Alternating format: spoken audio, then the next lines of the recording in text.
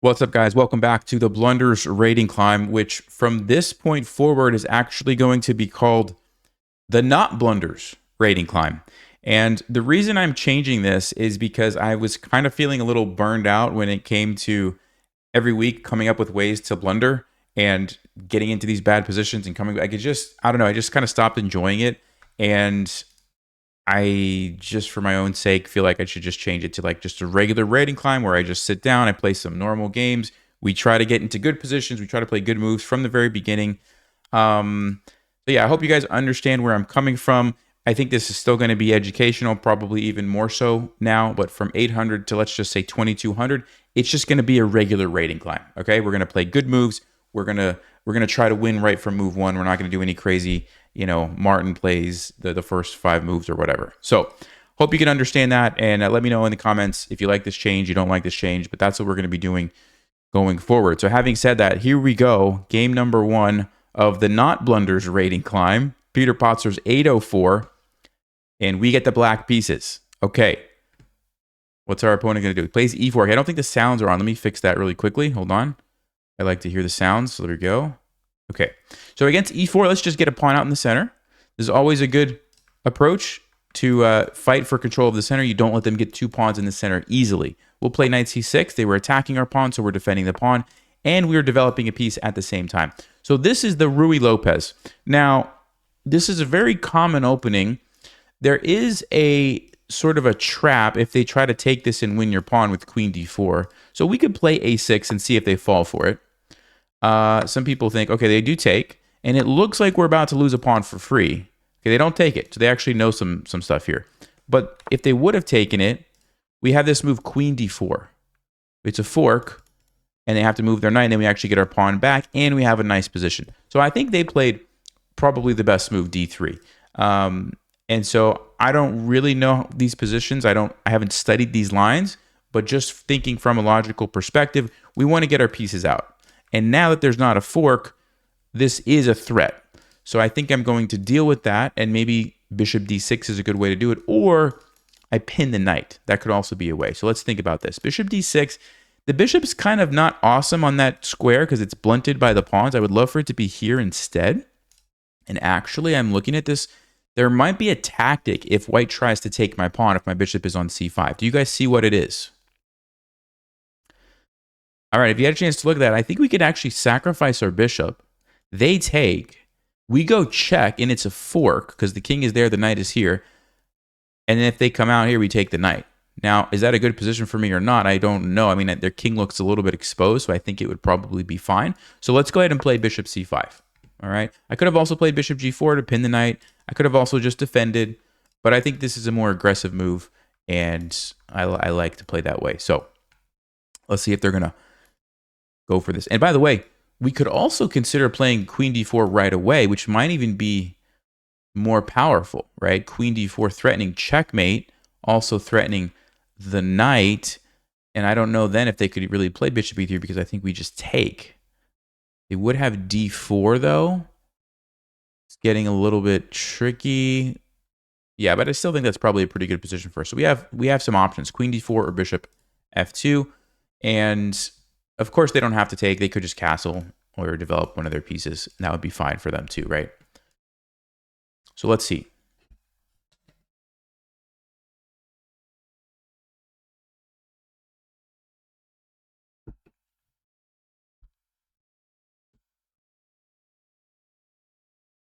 Our opponent's doing a good job of taking their time, though. This is surprising. At the 800 level, a lot of times players are rushing through moments in the game like this. And so the fact that they're pausing and kind of thinking through this, that's pretty good. Either that or they just disconnected and they're not coming back. But I think they're probably just thinking. JMAI05 from Portugal.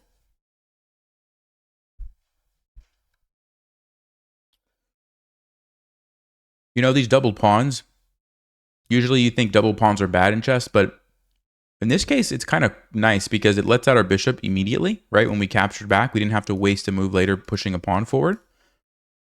And it opens up this file. So all of these tactics that I'm talking about with the queen coming to d4, it's possible because our pawn moved. And so you don't want to be scared of doubled pawns if you get something nice in return. The other thing I'll say about the doubled pawns while we're talking about is because they're clumped together with these other pawns, they're not as weak as if they would be isolated, okay? So like if this pawn was gone, then these are very weak because nobody can defend them. They're just two pawns that are targets. But when they're connected like this, you can see how this guy defends him. If I needed to, I could push this forward and he would defend him. I could even put this pawn here and this pawn here and have a little zigzag and then this one here, and everybody's kind of defending. So as long as they're connected, it's not such a big deal, right? And like I said, we already talked about the benefits of this. Okay, so after 2.5 minutes of thinking, they take the pawn. So like I said, we have option number 1 and option number 2 that come to mind. Well, we could say there's a third option, queen f6, but let's go one by one and see which one makes the most sense. This is how you want to think when you're playing in your games. Come up with the list. They're called candidate moves, of like a list of maybe 2, 3, sometimes 4 of the best possible moves that you think. And then you start one by one and you figure out, okay, which one should I actually play? So for example, queen f6. Okay, that looks pretty good. We attack the knight. We threaten checkmate. Cool, it's a fork. Does white have any good moves that deal with both of those threats at the same time? Actually, I see one. Do you guys see it? That's correct. They could play knight f3. And they would save their knight, and they would stop the checkmate, and now we're just out a pawn. So I don't like that. So I'm immediately going to say, no, queen f6 doesn't look like a very good move. Let me move on to my other ones, okay? Queen d4. Queen d4 attacks the knight. That's a big deal, because if he lets me take the knight, I'm just going to be up a piece. And checkmate. That's a big deal, because obviously checkmate wins the game. So let's just say, are there any moves that defend both of those things at the same time? Well, the first move that we might want to consider is knight g4. Saves the knight and defends the checkmate. Okay, is that a good move for white? The answer is no. Why? Because I could just take it with an attack on the queen, and after they take back, then my queen comes in. Their king would be able to escape, but I have to believe that in that position, I'm doing well, right? Like their king is probably in trouble, and I think I'm okay with that. So queen d4, knight g4, I'm not worried about it. I think it's fine. What about what else can they play? I mean, bishop e3, I think we talked about this earlier. There's going to be a fork, but I think I'm still okay with that. I'm going to be able to get some pawns. They can castle, give me the piece. Yeah, I like queen d4. Very quickly, we'll check this one. I win a pawn. Their king is on f2, but I think they could very easily play rook f1 and run their king back. So having looked at everything, I'm going to go with queen d4. I think this one is the more powerful option. So queen d4, setting up the two threats. And I know I spent a lot of time on that, but I really wanted to make sure you guys understand how you think through positions, right? That's very valuable to be able to say, okay, these are my moves, 1, 2, 3. Let me go one at a time and figure out which one is the best. And the trickiest part of that sometimes is when, you look at a line and you're like, well, I think that's a good position for me, but I'm not sure. And if you have like a couple of moves like that, where it's like every one, it's like, well, I think they're all okay and I'm not sure. But if that's the case, probably just pick one and don't spend a lot of time, right? Usually one's gonna kind of stand out above the rest. Like, oh no, this one seems like the best. And if that's the case, you play it. If not, it's like, probably doesn't matter. You just choose one and then maybe you find out later. Oh my. So they save the knight and they completely miss the checkmate threat. And so obviously we take it, and that is a quick game. Okay. Wow. So let's check the game review and see how did we do. Oh, 98. Okay. So we played a pretty perfect game. Now, didn't have a lot of, problems that were thrown at us. So that kind of makes sense. Yeah. So the engine, excuse me, guys. The engine actually said queen f6 is the best move, which I would probably have never played that move. Putting my queen where it could just be attacked by the bishop seems very absurd. Bishop d6 was also a good move, but bishop c5 was not awful. Okay. All right, let's go to the next game. Peter-Patzer's up to 813. We're playing an 824 from India. Gaurav Khatri 568 is thinking. They play e4. All right, let's play e5 again. And maybe we'll get the same opening. Let's see. We'll defend the pawn with our knight if they attack it, which I expect we will see. No, knight c3. Okay, Vienna game. All right. So against the Vienna game, I usually like to play knight f6, and I'm sort of counter attacking the squares that white is controlling. They played bishop e2. That's a very passive move. It's probably not a bad move, but it doesn't really do much to threaten my position, right?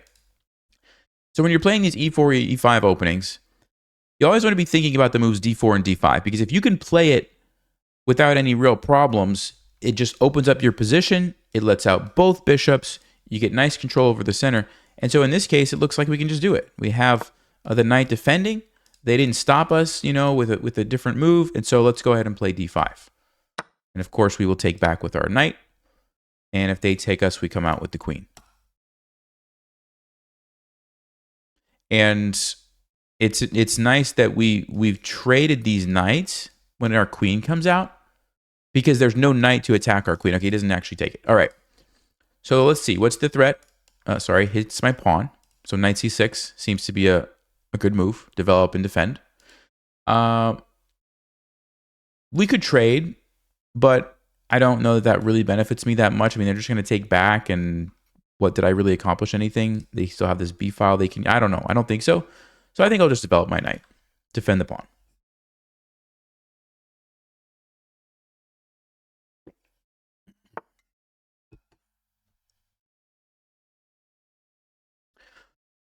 Okay, so bishop b5. Obviously, it's pinning my knight, which means this is under attack. Now, I do like the fact that they kind of wasted a move because they went here and then they went here. So that makes me feel good. So what are our options here? Well, when a piece is pinned like this, you can either counter pin, or we can defend, or do something else, right? So defending would be bishop d6, maybe, but then my knight is going to be captured. So if I want to play bishop d6, I probably have to take here first and then play bishop d6, which seems probably fine. If I'm going to go bishop g4, you always want to think about what are you going to do if they attack you, okay? Because if you don't think through this ahead of time, you might get into trouble. So for example, if they play h3 and I go back, they could play g4, and now I have to go back again, and guess what? The knight is going to jump in because this is pinned, and I don't know if I want that. I don't think I do, right? Which means if I go here and they play h3, I probably have to take it. But then they take me, and now their queen is attacking here, their knight is attacking here. If I take them, I don't know, they might be able to take here. Maybe there's a fork, I'm not exactly sure. I don't know if I like that. So with all that in mind, I don't think bishop g4 really makes that much sense. So I think I will take and play bishop d6 to defend, because I didn't like what was happening with the bishop coming out there. Okay? Now, sometimes you calculate it and everything looks great, and you would play that. But in this case, I didn't like it. Oh, he takes it this way. Okay.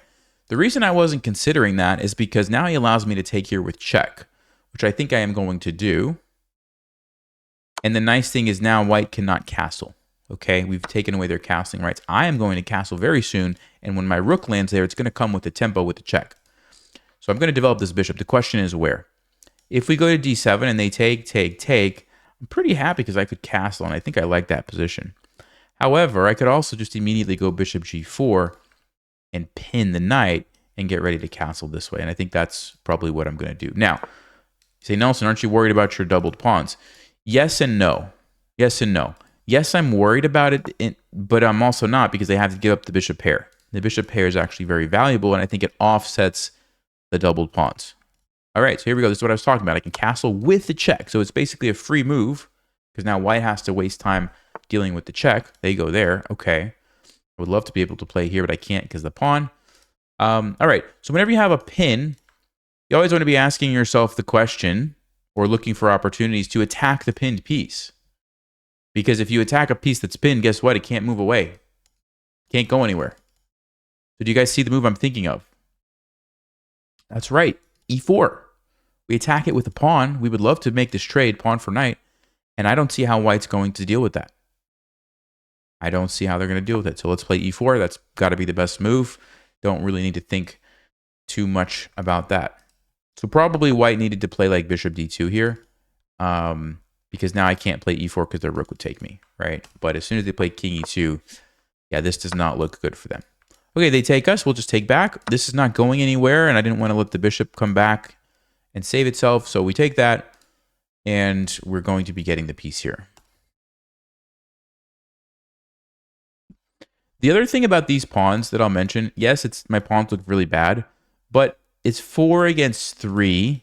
I wasn't going to be able to make a pass pawn there anyway. And I still have my 4 against 3 pawn majority over here. So from a pawn structure standpoint, I think I'm totally fine with this setup. So the doubled pawns don't matter as much, okay?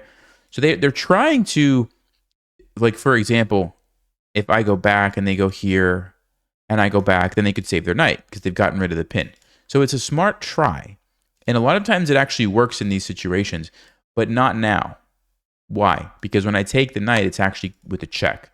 So they don't have time to take my bishop. Okay, so that's an important detail. So I will just go ahead and take it, and now I have time to save my bishop. So I can come back, or I can just take a free pawn. I could also throw in a check here, trade the rooks, and then take this pawn. So it kind of depends on what I want to do. They both look pretty good. Yeah, I think I will just take this one. And what I'm noticing, guys, look at the king. Look at my rook, okay? Look at my bishop. Look at the king. The king doesn't have a lot of places to go, right? So that's a sign, especially if I can get this other rook here, that's a sign that you might have some checkmating ideas. Now, bishop e3 was a good move because they kind of block off what I was thinking of doing. But I want to get my rook here. Yeah, it doesn't look like there's going to be quite a checkmate. Okay, so maybe I will just defend. He's attacking my pawn. Maybe I'll just defend it. Let's go king b7. King is usually a good defender of weak pawns. And so I like my king kind of just tucked over there. Okay, the rook comes over. That's a good move. So what should I do? Should I give up the file? Should I move away and give up the file? Should I trade? No, because that gives up the file as well. What should I do? I should move my bishop so that I keep control of the file. Okay, this is a common beginner mistake. They don't fight for these files enough, and they're too quick to give them up. So I'm going to go bishop d6. It not only blocks this off, but it also connects my rook so that if for some reason in the future this happens, I'm just ready to recapture. Okay.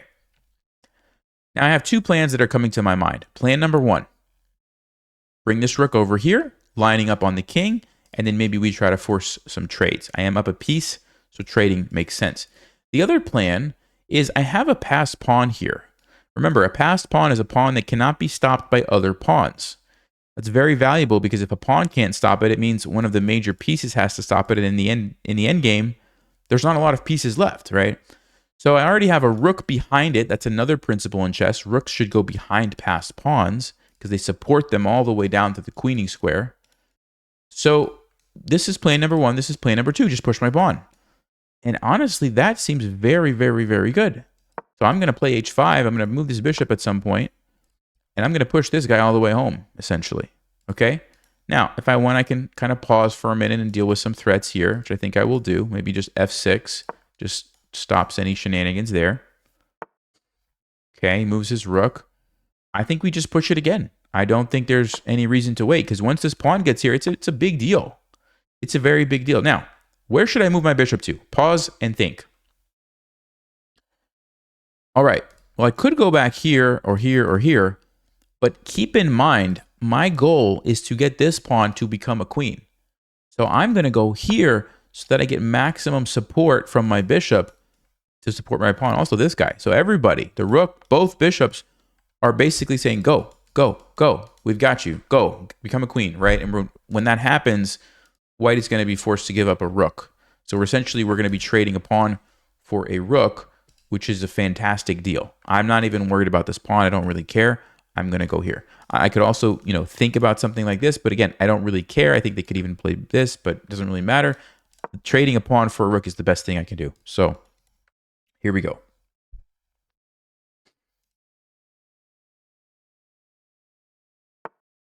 Okay, let's keep going. H2. And sometimes when you have a situation like this, if you can block off the rook or get rid of the rook, then they can't even sacrifice it for the queen, and you might just end up a queen. So like, for example, rook here, and if they were to trade or something, then maybe I could do it, right? That's a free pawn and attacks the rook. Like, I'll go ahead and take it. And I'm still thinking to myself, is there a way I can blockade, somehow this rook or get rid of it? I don't know if I actually can. So I may just end up going here and taking the pawn for the rook trade, which is still very, very good, right?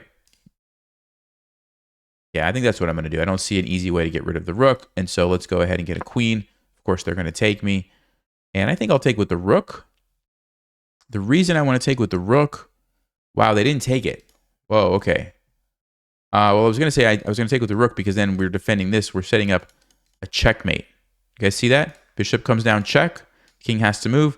Bishop comes over here. And now we've basically got a checkmate set up. So that's what I was going for, but obviously they didn't take me. So now we can just save the queen, right? We can just save the queen now. So let me just move it somewhere. I don't have to trade my queen for a rook. Okay, let's see. Probably we just take something. How about this? Our position is super good. We can even push another pawn if we wanted to. Probably don't need to do that. I just am noticing that this bishop is sitting here. So let me go ahead and take that. And okay, so how do we get to the king? I have 2 minutes left. I don't want to mess around for too long. Let's go after the king now. Bishop to e5, lining up on the king there, getting ready to move this rook. And then the next thing is going to be getting my queen over to where the king is. That's the most powerful piece that I have. So maybe we go here and line up. Maybe we move our bishop and try to come in this way, depending on how white deals with this, right? Okay, they're going to try to run that way. Yeah, I mean, interesting. I'm almost tempted to sacrifice this. I'm actually going to do it. I'm going to sacrifice this. Why? Because if they take me, look at my queen. That's what I wanted to do. I wanted to activate my queen on the king. And now all I have to do is move my bishop somewhere. And there you go. And all of a sudden, boom, my queen is about to checkmate this king. So let's maybe here. Check. We have this covered. I'm setting up to come in with the bishop here when he moves this way. And the bishops and the queen are extremely powerful on an open king. There you go. So now we have this. We have this. We have this. We also have the pawn. The king is running out of squares. Of course, I want to bring my queen close to the king. So there we go. And I think this is the only move. There should be a checkmate. Yeah, do you guys see it? Well, I think there's actually multiple checkmates here. 1, 2, 3, 4. 4. I see 4 checkmates. Kind of like this one. Yeah. So, okay. Good game. Let's check the game review.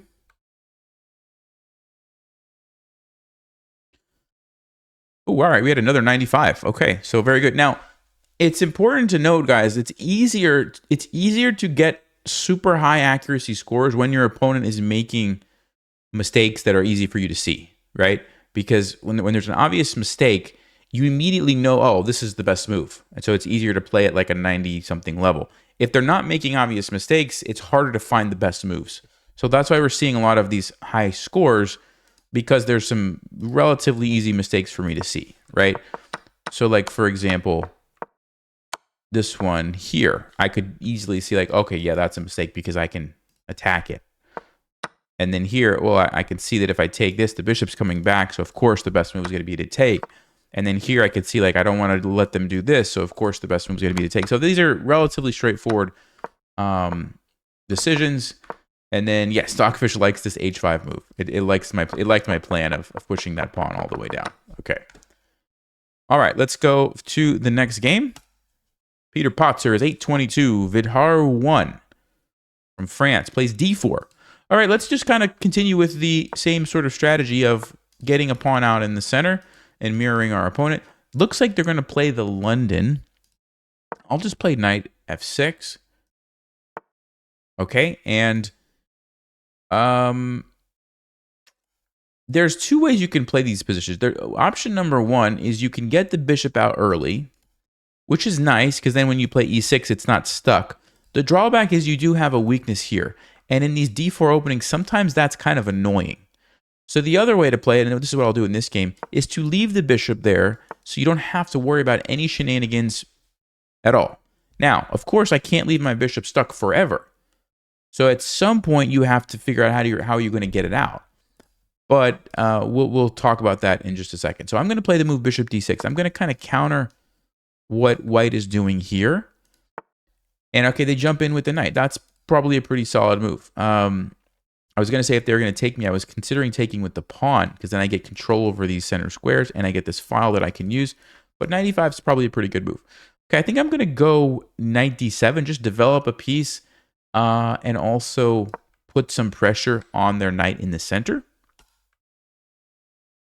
And I'm going to most likely be castling next move. Okay, should I take it with my knight? Yes or no?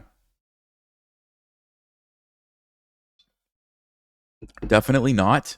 That would be a fork, right? The pawn would be hitting both of my pieces. That would be a huge blunder. So we're not going to be doing that. I think I'm just going to castle.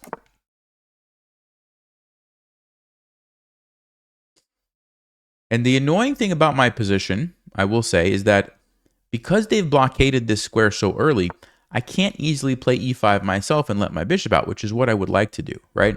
So I'm going to need to come up with a different plan in this situation. So what should that plan be? Well, a lot of times c5 is how you would want to kind of strike here. My only concern with c5 is you will notice my bishop is now undefended, okay? So this might be a problem, right? For example, c5, let's just say knight takes f7. I take back and boom, bishop jumps in. I don't want that. I lose a pawn. So maybe I need to play something like queen e7 to defend that. So now if I play c5, there's no more tactics like that because it's defended. That's exactly what I'm going to do, c5. Okay, that's a good move. That's a good move by the opponent. And I'm thinking now we need to get this bishop into the game. So what I would like to do is play b6 and bishop b7. However, there's one move that concerns me. Do you guys see what it is? The move that concerns me is knight c6. Now, why does that concern me? Because my queen has to move, and then I lose a bishop. That would be a huge blunder to play that. So this is a good example of how playing, when I just made the decision early to play e6 and leave my bishop here, if they're able to just shut down this e5 break, you are going to have a tough time, right? Which might be a reason why maybe, you do play the lines where you bring the bishop out early and your life might be a little bit easier. Now, you are going to have other problems that you'll have to solve if they go for the queen b3 stuff, but maybe that's better. So yeah, this is not a fun position for me, and I need to kind of pause for a minute and really think through how do we get rid of this, right? So moving my knight and playing f6 would kind of force the issue. I just have to be careful because if this queen comes out here, am I going to get checkmated, right? Like that's the other piece of this puzzle. The other thing I could do is trade my bishop for the knight. I don't necessarily love that, but we could do that and then move our knight somewhere. It's still very passive, but then at least it gives us time to get our bishop out and the game kind of goes on. Let me think if there's another way we could do this that I'm missing.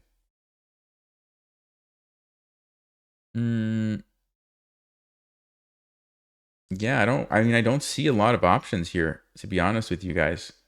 So I don't exactly, this will be a good game to look at afterwards to see what exactly did I do wrong? Because it seems like I played logical moves, and yet I still feel like my position is just bad. So, all right, I think I'm going to actually give up the bishop just to kind of unwind from this mess. The only thing is I want to make sure, takes, knight goes back, that I don't get checkmated. I do think I have the move f5, they take, and I take with my knight. Okay, so that's what we're going to do. It's an ugly decision to have to make, but sometimes you find yourself in these openings where you're like, how did I get into this mess? And you just have to make these decisions. So what am I doing? I'm setting up to play b6 and bishop b7. Okay, they don't go for queen h5. Now I can finally get this bishop into the game. So bishop to b7. And then my knight will either reroute to c7 or we might play f6 and undermine this pawn. And then the knight can come out to one of these squares. Okay.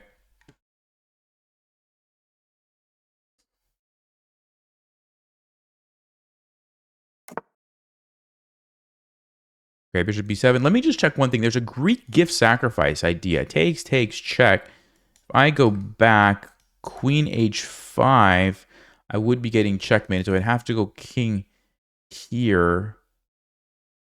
f5.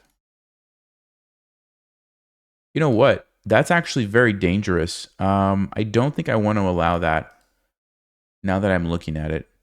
So what I'm going to do is play f5. This was very dangerous. I don't know that my opponent saw that, but still, you want to get in the habit of playing the best moves regardless of if they see it or not.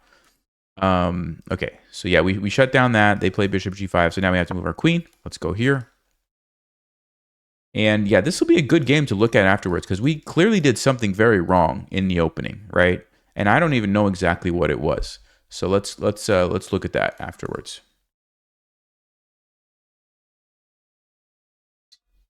I mean, I say we did something very wrong, but our position is not losing. We're just, it's a very passive position, right? Okay, so I'm going to play bishop b7. I want to get this bishop off of the back finally and into the game where it might have a future here.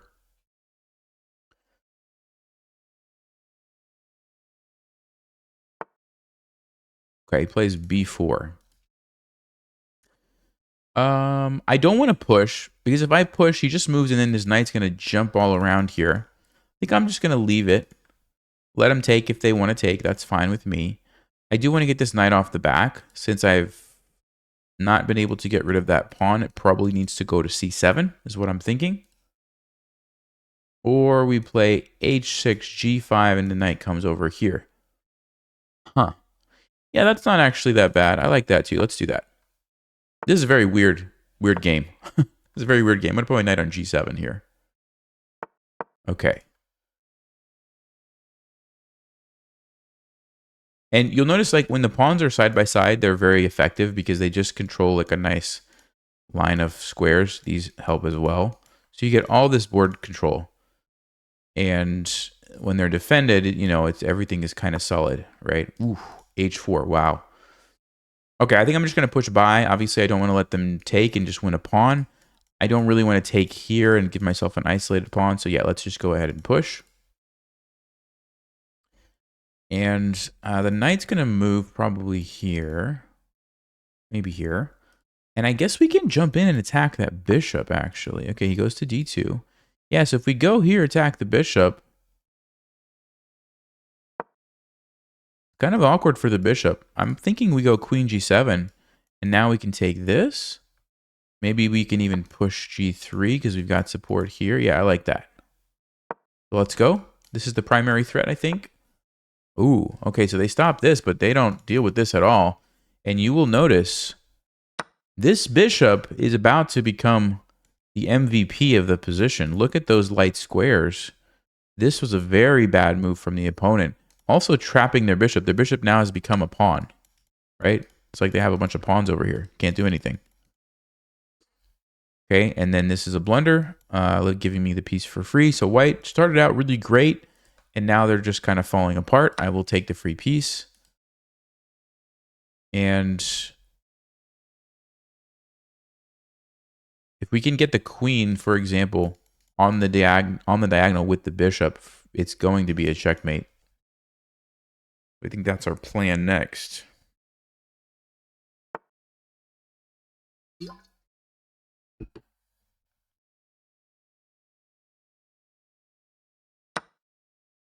Okay, so the knight was under attack. I just captured, and we take back here.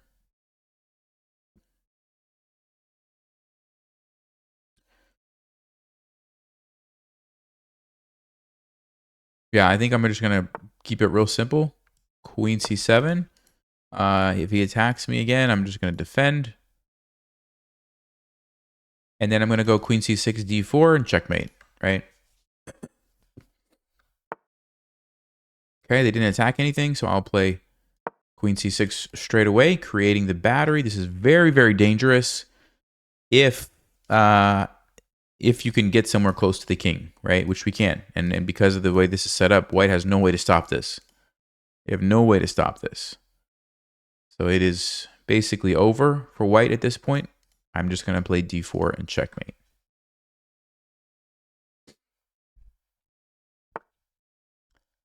Okay, c4 doesn't really change anything. I will take it. Same deal. Opens up the position. Also attacks the queen. Okay.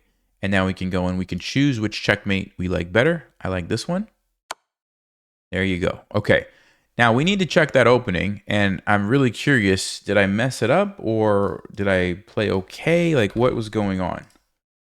Okay, so accuracy was 87. You can see there was this moment in the game where white did have an advantage, which tells me I did kind of mess up the opening somehow. So let's see if we can figure out what I did wrong. So knight f6, great move. e6, great move. Okay. Bishop d6 is listed as a book move. Knight e5. Okay, so Stockfish doesn't like bringing my knight here. It wants me to castle. And if white were to do the same thing, bishop d3, it wants me to play c5 right away. And remember what I said earlier about how when my knight was on d7, I couldn't play c5 because my bishop was under attack? I guess that's what Stockfish is saying. It's saying, look, just leave your queen defending it. Now you can play c5 because there's no crazy tactic here because your bishop's just defended. So if you just castle, if you just castle and then play c5, now I guess what does it want me to do? Queen b6. Aha, interesting. Remember what I said about bringing out this bishop? White could attack me. It's the same thing but reversed. White brought out their bishop. So Stockfish is saying we attack them, right? And if they just try to defend, we can just bring out our knight. This looks like it's going to get tricky because now I'm wondering, is there not some sort of a tactic here with this? No, because we take here. So it does get pretty tricky. It does get a little tricky. I don't want to get too bogged down in the theory of this, but basically my mistake was bringing my knight here, cutting off the queen from defending the bishop. That was essentially the big mistake. And after that, I think we did kind of get out of a jam.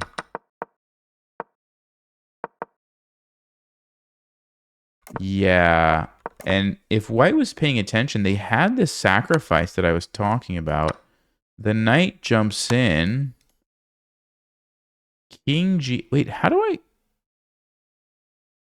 Oh, I was going to say this is a forced checkmate, but it's not.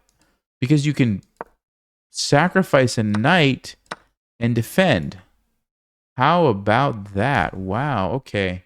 Yeah, so, but there was definitely a Greek gift sacrifice there that was very dangerous. So, okay, interesting game. Interesting game. All right, let's go. All right, so we are white. We will play e4. This is my first game with white. Did I play 3 with black? I think we did, right? Okay, let's play. I've been wanting to play the King's Gambit. So let's do that. I've been looking at some interesting lines in the King's Gambit.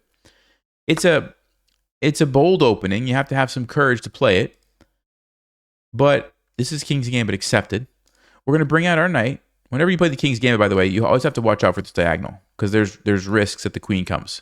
So it's very important that your knight gets to f3 because you stop that. Okay, so almost always in the King's Gambit, knight f3 is going to be a move you want to think about. And just don't forget that like this is a possibility until we castle. Once we castle, then we're fine from that. And then you have to think about things like this.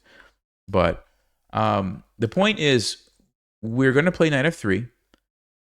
If we can, and black doesn't stop us, we're going to play d4, get 2 pawns in the center, and we're going to take this back. And we've essentially traded our f pawn for an e pawn, which is great because now we have 2 pawns in the center against black's 1. This is what's going to happen in this game.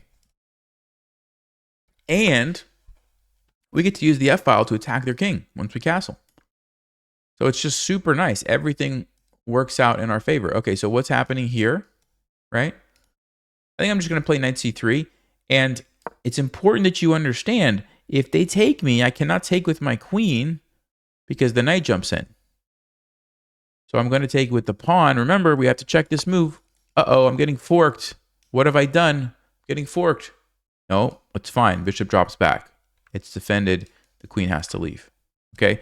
But that's a very important, it's very important if you're going to play a move like this that you calculate what is going on when there's tension in the position like this. You have to calculate this and understand that if this happens, you have bishop g3. Okay, we're good. If you don't calculate that, you might be blundering something, right? You don't know. So that's just very important. Now, our opponent, I don't think, was even looking at that. They just played knight f6. Okay. It's generally good practice when there's knights here and you have pawns to like just think about what happens if you push the pawns forward. You might have a good move, you might not. If I push, what's he going to do? Probably just jump here, tax my pinned piece. I don't like it, so I'm not going to do it, but at least I wanted to check. What if I push here? He's probably going to take me, I take back, but then he can trade queens. The knight's going to move. Maybe, but I think the knight would have places to go. Okay, probably not that good. But I just checked. It's important to just check, right? Okay, so I'm going to be aggressive with this bishop here and go to c4 is what I'm thinking. I'm thinking of c4, but maybe d3 is also very good because most likely they're going to be castling, and I might like the bishop there. So yeah, this one is it's kind of a toss-up. They both look really good. I'll go to c4. c4, if he takes me, takes. Yeah, let's do c4. There's some tactic where they can take and play d5 and fork you. I was trying to think through like what was going to happen if that happened, but I think I would maybe just sack and then jump in with my knight. And once we castle, there's a rook there. Like, it looks very dangerous. Whoa. Whoa, buddy. Okay, so what's the problem, guys? You tell me what's the problem. Well, obviously I can't take this way because it's pinned. But I can take with the queen. I just take with the queen, and this is still defended. I'm not actually losing a piece. I'm just winning a piece for a pawn. So that was a big mistake. That was a very big mistake. Now they're playing c5. Okay, queen has to move somewhere. Where do we move? Maybe just back. Okay, this is like a really valuable tip, I think. When you're in a situation like this, you have to move your queen somewhere, and you're like thinking, well, should I go here, or here, or here, or here, or here? Or here, right? Okay, these I'm going to eliminate immediately because I don't want to block my king from castling and my rooks and stuff. So those don't make any sense. So it's a question between these four spaces. I like to look at the pieces that are still available to my opponent, the minor pieces, and think about which one could potentially attack me if my queen was on a particular square. So for example, if I go to f2, I don't like that the knight could maybe jump in. Now, of course, this guy's here, but like imagine if it gets pinned, and then all of a sudden the knight jumps in and hits my queen. I don't like that. Or if this bishop moves and the knight jumps here, hits my queen. I don't like that. Same thing on e3. Maybe this knight is going to jump here or here. There is this dark square bishop. Now the bishop can't really get there, so I'm not worried about that, but it's kind of the knight that I'm concerned about. Here, same thing. Maybe this knight is going to jump in at some point. Not right now, obviously, but at some point. So that's why I'm going to go to d3, because the knight can't bother me. The bishop can't bother me. You can't go there. So it feels like a safe square from any potential threats, right? And if you start to put your pieces on squares like that, in general, it's like you are stopping a threat from happening before it even becomes a threat. Like you're planning way ahead without even really having to put much work into it, right? You just look very carefully like, okay, where can the knight go? Okay, queen d3. Also, it defends my bishop. So like there's this idea that, okay, hanging pieces are bad because there might be a tactic that pops up where you lose a hanging piece. Well, this is not a hanging piece. It's a defended piece. So, you know, I'm not saying that like these other moves were bad and you couldn't play them, but it's just like if you're not sure, maybe just think about it like I just kind of explained, and that might give you a clue as to where to put the queen, let's just say. And you can do the same thing with other pieces too. Like if you have to move one, it's like, okay, where can I move it? That's going to be probably the safest. And also, you want to pick squares where it's active for your piece too. So like keeping it on the D file is nice and active. Creating a battery with the bishop gives me options here. It also is defending all of my knights. And so it's a very like central good square, right? E3 also is kind of good from that standpoint too, but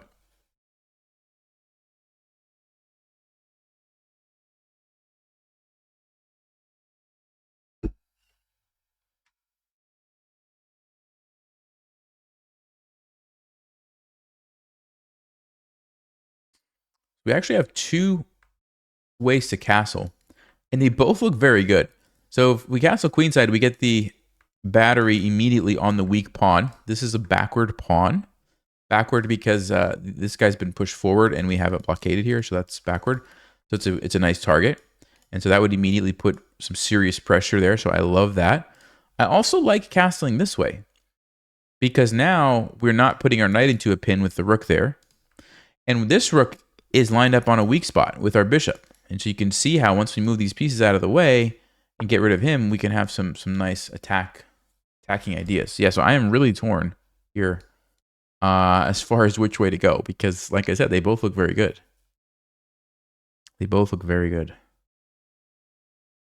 I guess the other benefit of going this way is if we wanted to throw our pawns forward to attack even more with the pawns, we could easily do that.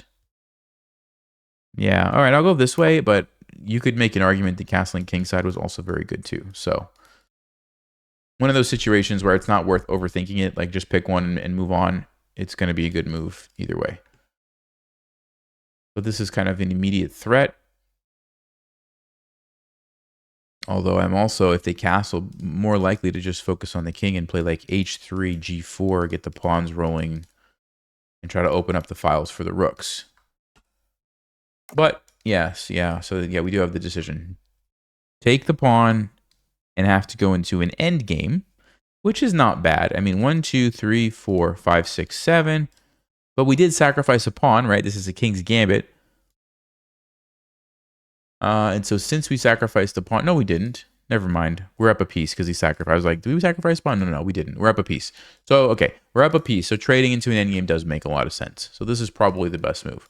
However, another plan and more fun, I think, is h3. And so let's do that instead. And of course, if they take me, I'm going to be happy to take back. And then guess what? The rooks are going to be coming here and having a party. And of course, if they go back, boom, boom, boom, boom, boom, boom, boom, boom, boom, boom, boom. You know, I'm going to push my pawns all the way down the board. And when you're pushing your pawns, the nice thing is even if they get captured, you don't really care because thank you very much. You just opened it up for my rook, right? That's one of the main goals of a pawn storm is to get rid of your pawns. Because once you get rid of your pawns, guess what? The big guns come into play. So let's see, is black, I would expect they would take me. Just seems like the 800 level move. Taking with the queen is probably not awful either, and you could still use your pawns to attack, but I really like the g file being opened.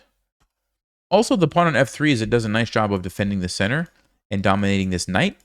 Right, so whenever you have a pawn like this, it's called dominating the knight because it doesn't let it move forward. So we have a lot of nice things about taking with the pawn here.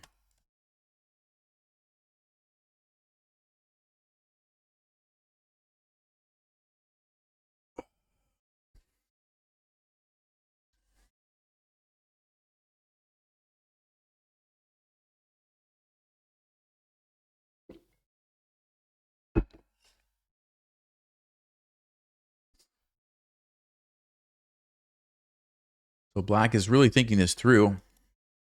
I mean, they have other options too. I guess you could go back here if you wanted to. Here, but...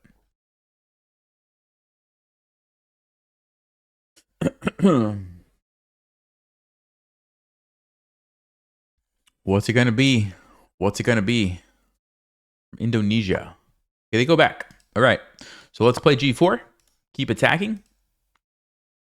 Of course, the only move now is for them to go here.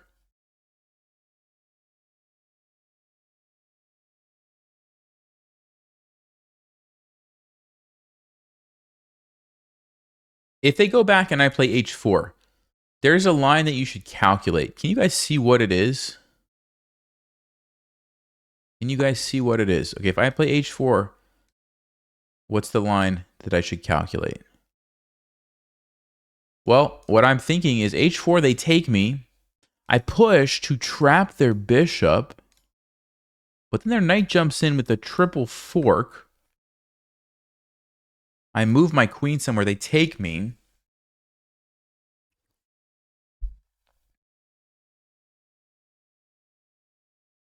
I take them. Bishop is still trapped.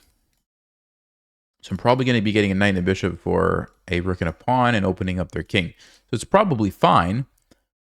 But if I don't want to even worry about that, I could also just play rook g1, defend this, and then play h4, h5 next, right? So really, it's up to you. This is like something that grandmasters do sometimes, I think, is if they don't want to calculate all the stuff that might potentially happen after this, they might just be like, you know what? We're just going to play rook g1. No reason to worry about it. Position is super solid. We don't need to calculate anything like that to win the game, and we're not going to do it. Now, why would you want to do that? Because every time you calculate, there's a possibility that you make a mistake. Now, of course, grandmasters and strong players generally don't make mistakes, but they sometimes do. So if they have a move that eliminates calculating from the equation, and it still is going to lead to a really great position, maybe that's a good strategy. You don't have to go for these crazy lines every time. You could just play something simple like this. And this plan is still super, super good. So I'm just giving you guys things to think about. Just giving you things to think about.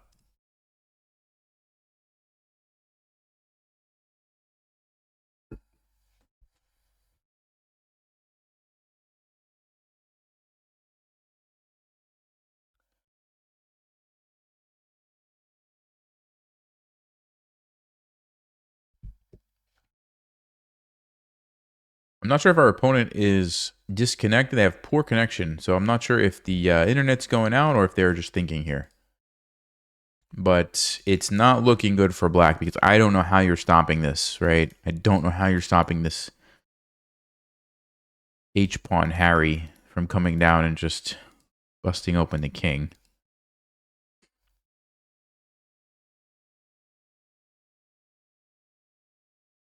We have such a nice grip on the center too. Like 1, 2, 3, 4.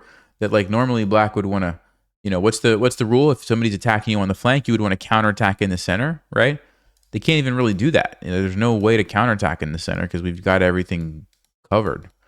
So that's kind of black's big problem. Here might be a potential weak spot, but they're just too slow. I mean, they need 2 moves to even generate an attack. And in 2 moves, I have Harry ready to go, right? So I don't know. I mean, rook e8, h4, bishop f8, h5, and then they could take. Like, that might be their best chance.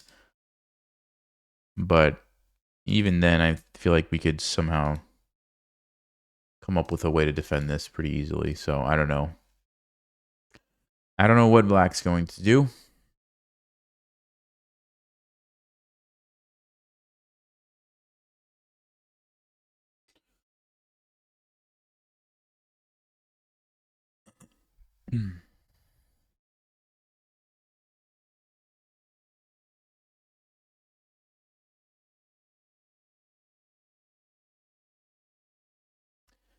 Minute and a half.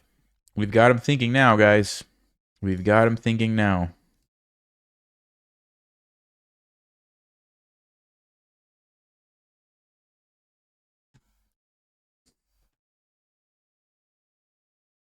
Somebody told me one time, like, when you're attacking, you should, like, look at all your pieces in, like, some sort of a triangle. Like, kind of like this. Like, everybody's in the triangle. Everybody's ready to attack. Something like this. I don't know.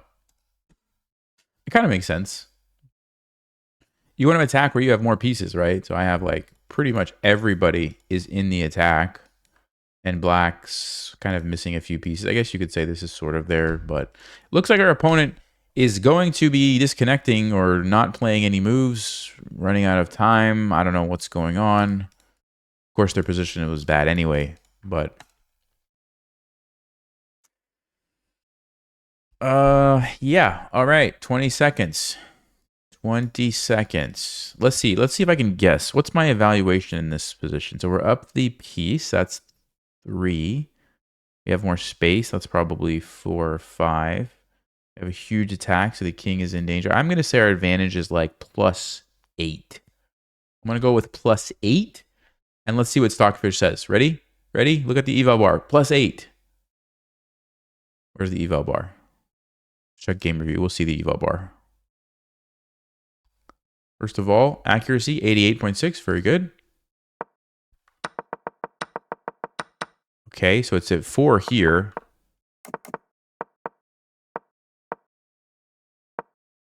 It's only at 3.6. I was way off. It's only at 3.8. Okay. So my position was not as good as I thought it was. And the reason is because Stockfish says black could play b5. Followed by knight takes e4. What in the world? What? what is happening? D5. Okay, so remember what I said about the best way to deal with an attack on the flank is with a counterattack in the center? That is exactly what Stockfish was trying to do. But if they take this immediately, they can't play D5 because I just take it. So what they do is they play B5 to lure one of my pieces away, the bishop, because the knight's defending the pawn, right? Then they can take, and then boom, and all of a sudden they actually are attacking in the center. And I have to like figure out what I'm doing here, because if I just ignore this and continue my attack, thank you very much, all of a sudden Stockfish is like taking over the game. It's pretty incredible, actually. So, wow. Black's position was not as bad as I thought it was. I thought it was going to be even worse, but no, they actually had this nice idea that was kind of lurking in the position. Goes to show you how ridiculous Stockfish is. Okay, guys, I hope you learned something. I will see you next time. And yeah, as always, stay sharp, play smart, and take care.